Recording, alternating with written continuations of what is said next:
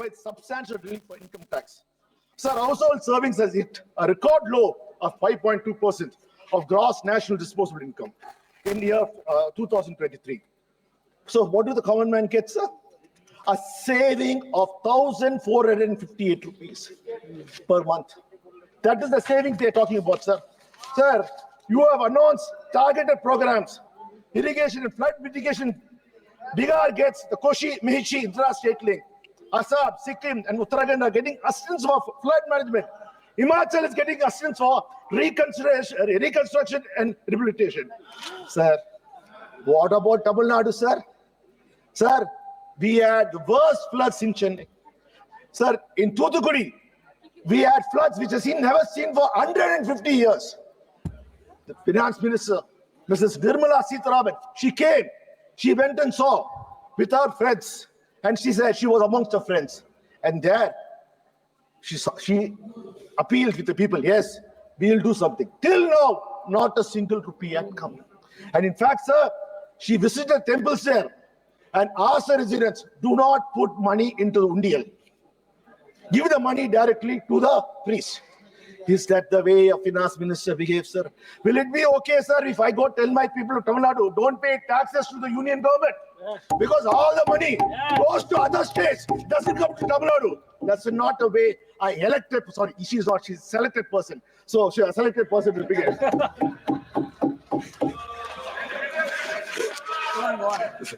Tamil Nadu has raised requests and asked the floods. Our chief minister made multiple visits to meet the prime minister and made a demand for 37,000 crores as disaster relief. You know how much the union minister and the union government gave Tamil Nadu, sir? You'll be surprised. You might even faint. The union government gave us only 276 crores so far. Yet it seems to be in balance. In announcing 11,500 crores to BR due to the political compulsions of this minority BJP government. Sir, when there was flood in Gujarat, the Prime Minister went there the very next day and announced a slew of support measures up to 1,000 crores immediately. But Tamil Nadu, after events, 7 months, there's no care. Sir, why is the union government singling out our state and denying our people our schemes they need? Sir, it is not enough that Tamil Nadu, you visit Tamil Nadu during elections and call us, Sagodharigale.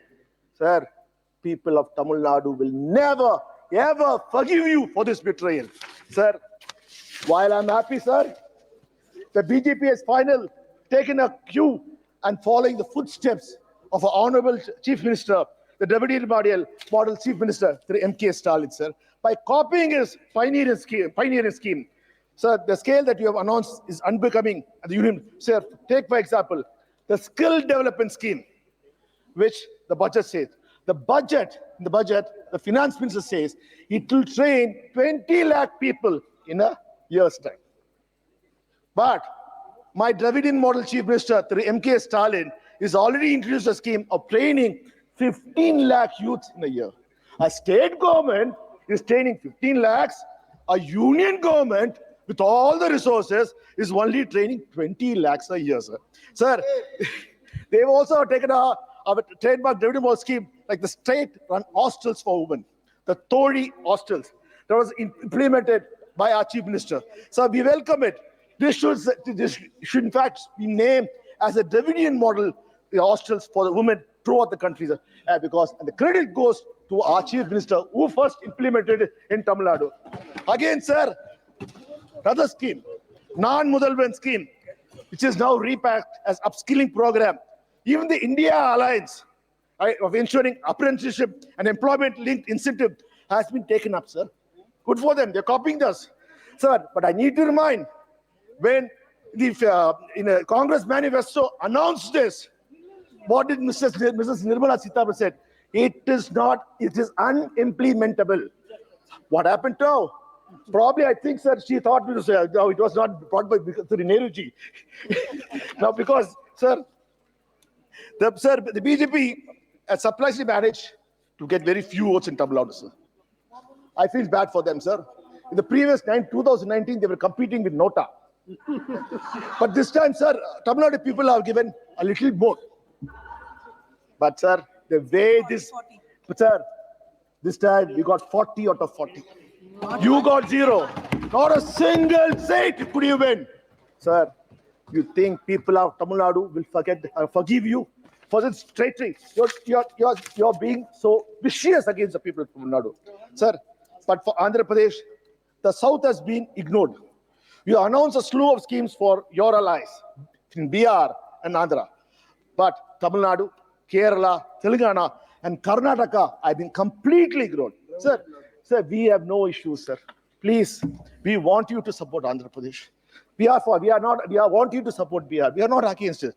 But do not penalize others. Yes. Do not penalize other states.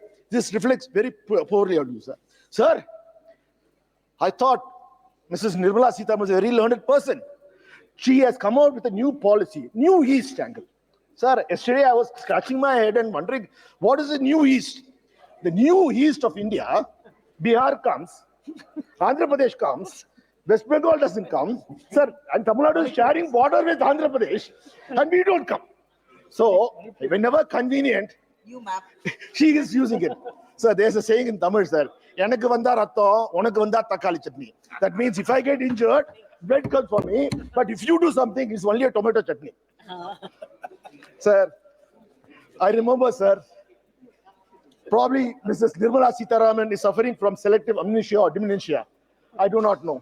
In 2014, you had Chandrababu Naidu Garu as your alliance partner. We all know how badly he was treated. He had to give 2 choices for the ministry. He didn't even had a choice to pick who the minister, what portfolio could be. He had come for the swearing-in ceremony. Then alone he knew that one of his choice is going to become a minister, and that to the same civil aviation was given to them. That time, sir, the chief minister of Andhra Pradesh, Sri Chandrababu Naidu Garu, wanted an appointment with the Prime Minister Modi. He had to wait 4 months. 4 months he had to wait to get an appointment with Modi. For what? Special status for Andhra Pradesh. What at all you're giving now, he wanted 10 years back. But what did our Prime Minister do 2019, sir? He said, into a rally in Raja Mahendravaram, the PM said, the Polavaram project is an ATM for Chandrababu Naidu and his son. Sir, when he chooses you, you put a person down. But when you want to become a Prime Minister because of his help, the same ATM changes and becomes a very important mission for the country. ATM. Sir. Sir. And next thing, sir, a matter of 1 week, 15 bridges in BR collapsed. Normally, our Sangh Parivar would have come and said, corruption. The bridges fallen. We need CBI inquiry. We need ED inquiry. But what are you doing, sir? You're giving 26,000 crores to rebuild those bridges. Sir, you are rewarding the corrupt persons in BR because you want to stay in power and you say you're pure. How can we accept that, sir? Sir, there was a lot of hope in the budget. Everyone thought it would be a pro-poor budget, pro-farm budget, pro-youth budget. As we thought, assumed, your humbling defeat would make you to come back clean and good for the people. Sir, expenditure on social service is crucial for a developing nation like India. It is the only tool we have to eradicate poverty, develop better health infrastructure, and provide a safety net for the most vulnerable. As per the government estimates, sir, they always compare the amount spent this year versus the last year to show how overall the welfare expenditure has grown at a CAGR of 12.8% education. Sir, education by 9.4, health by 15.8, and claim is a record expenditure. Sir, the devil is in the details. Looking at the figure in terms of percentage of total expenditure reveals a different story. Sir, expenditure on education was just around 1.9% for the year 2017-18, which has fallen to 1.7 in 2023-24. Medical and public expenditure has decreased from 0.8 to 0.16. Welfare schemes for the scheduled castes, scheduled tribes, and minorities have declined from 0.16 to 0.13. There is no mention of census. This is the fifth budget being presented without the census. This is the first government since independence that has failed to conduct the census even 3 years after the pandemic. Sir, you compare yourself with other countries. I'm going to become the fifth largest economy in the world. Sir, 143 countries in the world after the pandemic have conducted the census successfully and managed to get the data. So what does it mean? The government doesn't know how many people to plan for, what the state of human resources are, what the demography and economic structure are at the local, regional, and national levels. So how can we expect effective policy making for this government? One wonders if you're avoiding to conduct census because of the pressure from within your dependable allies for a caste-based census. Sir, budget lets down the poor, fails to address the growing economic equality. Sir, usually GDP, sir, when Manmohan Singh, the Prime Minister, former Prime Minister, took over, sir, the GDP in 2004 was 54.8 lakh crores rupees. Sir, GDP usually doubles every 10 years. When Manmohan Singh left at 2014, and the great Prime Minister Modi took in 2014, it was 105.27 lakh crores, literally doubled. Sir, that means after 10 years, let's do the maths. You should have doubled. You should have been more than 200 crores, sir. A GDP, 200 lakh crores. But your governance has brought in for 2023-24, it is only 173.82 lakh crores, sir. This shows that you are not performing as you claim to. Budgets are aimed to stimulate growth. The economic survey says India's real GDP grew by 8.2% for the year, financial year 24, marking a growth of over 7% for the third consecutive year. It forecasts that in a modest 6.5 to 7%. Sir, but what is growth? It is just the increase of the size of economy, or is it equitable distribution of wealth from the growth? Who's benefiting from the growth? Sir, is the 3.44 crore people living in extremely poverty in country. After all, they are the ones most affected by macroeconomics indicators like inflation in food prices. While headlines and core inflation have eased to 5.1% and 3.1% respectively, the consumer food price index remains high at 9.4% in June 2024. Economic inequality has widened significantly over the past under the BJP's crony capitalist government.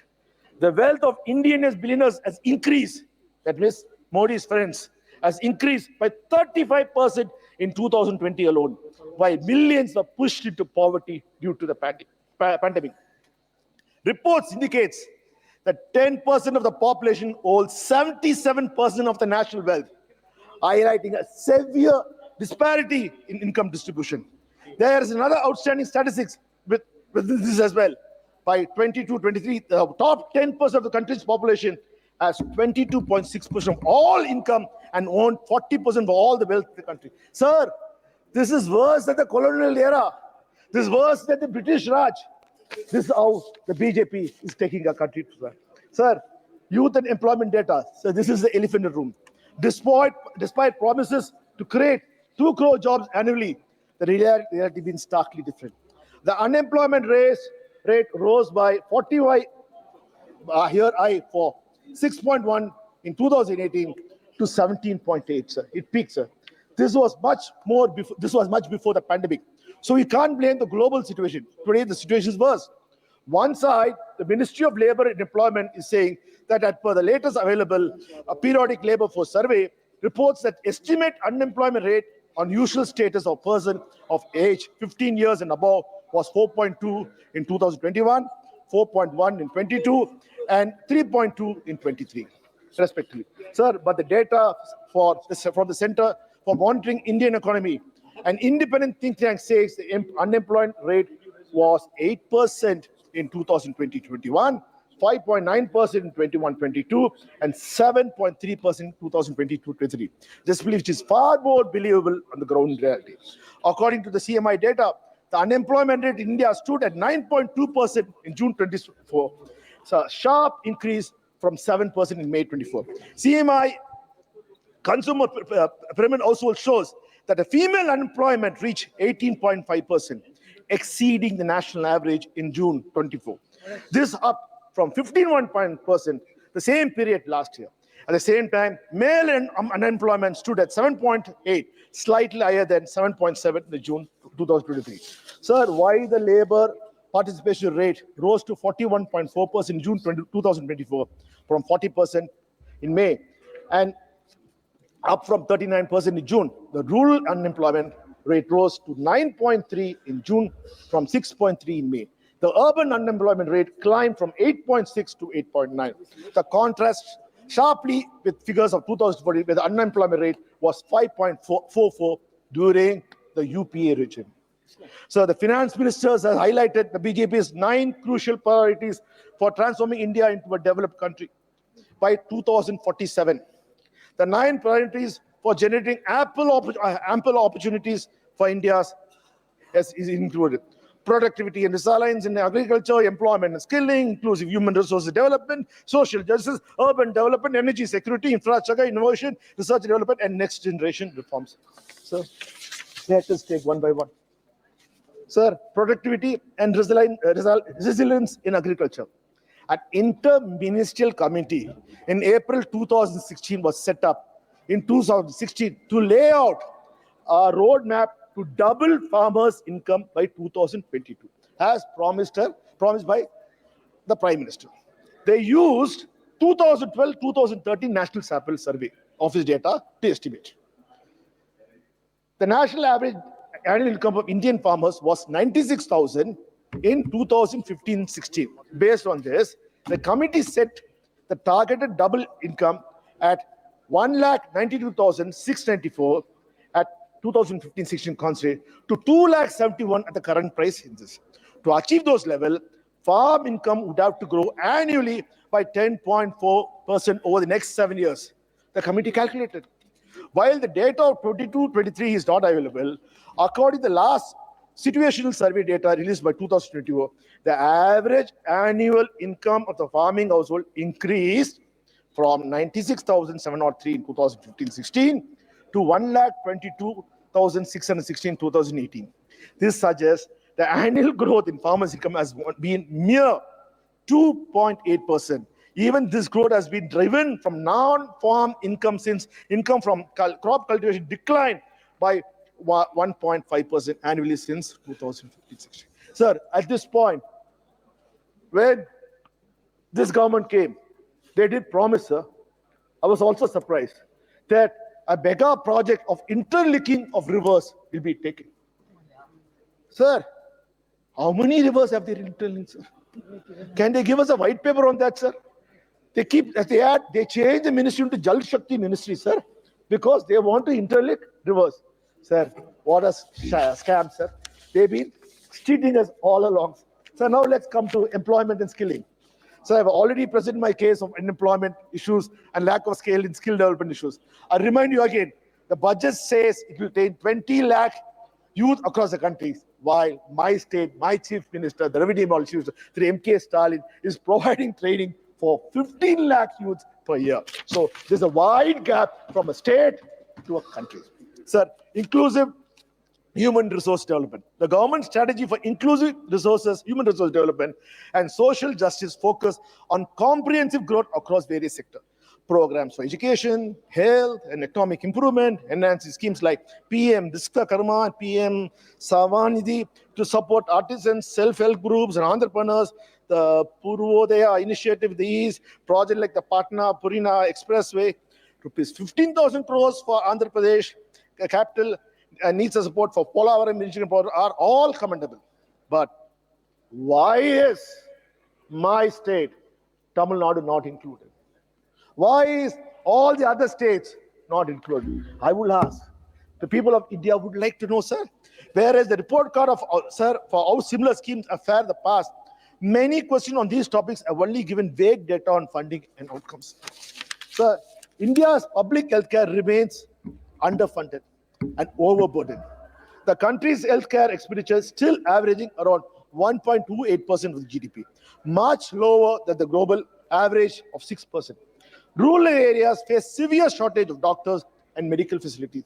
So how exactly will you have inclusive human resource development?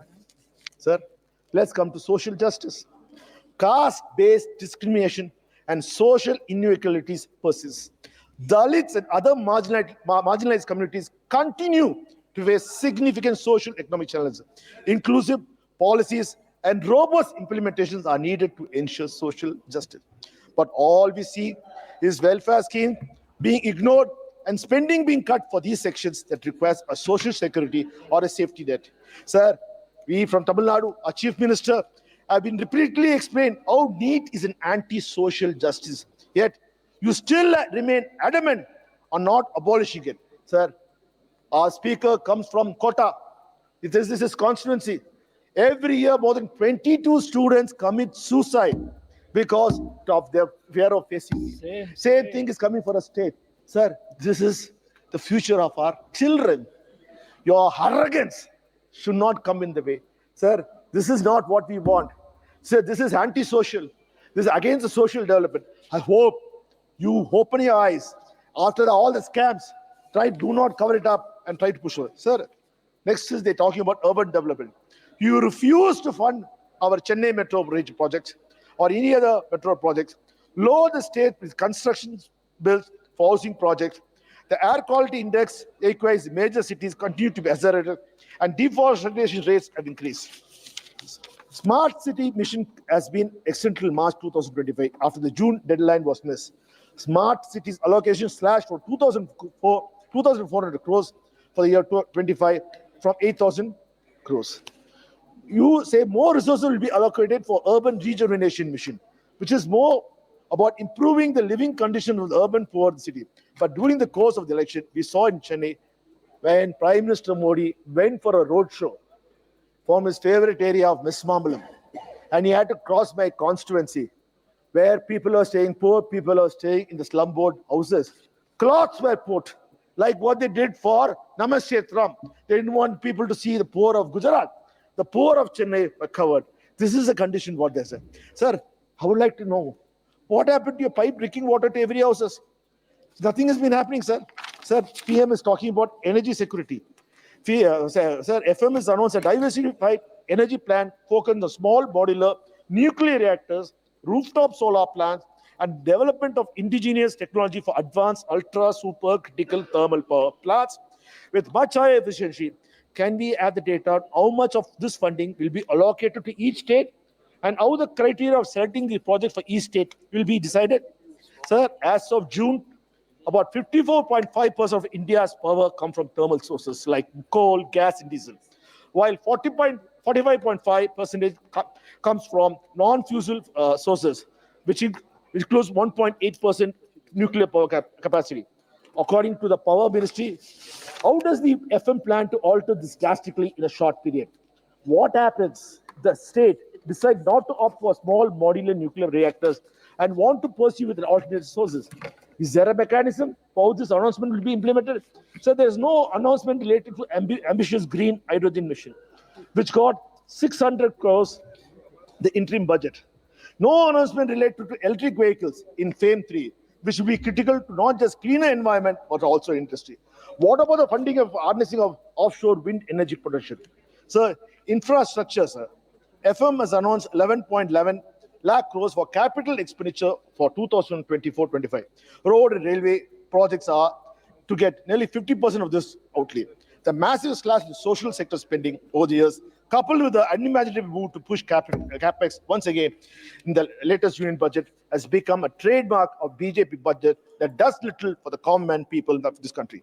The budget capital expenditure is about 17% more compared to the actual expenditure of 9.48 lakh crores last year. FM has once again bet on increased capital expenditure spending, but little to show how it has helped deliver results. The two most powerful indicators of revival capital expenditure cycles are acceleration and completion of investment project. And in this increase is net fixed asset of non-financial companies. We are yet to see any result for the capex investment for the last few years. So how can we be sure? We must also not forget the large capital expenditures is at the cost of welfare. There have been significant cuts in major schemes and no investment in key sectors like healthcare and education. Similarly, schemes for minorities, the disabled, the pensioners, for the elderly have all been summarily reduced.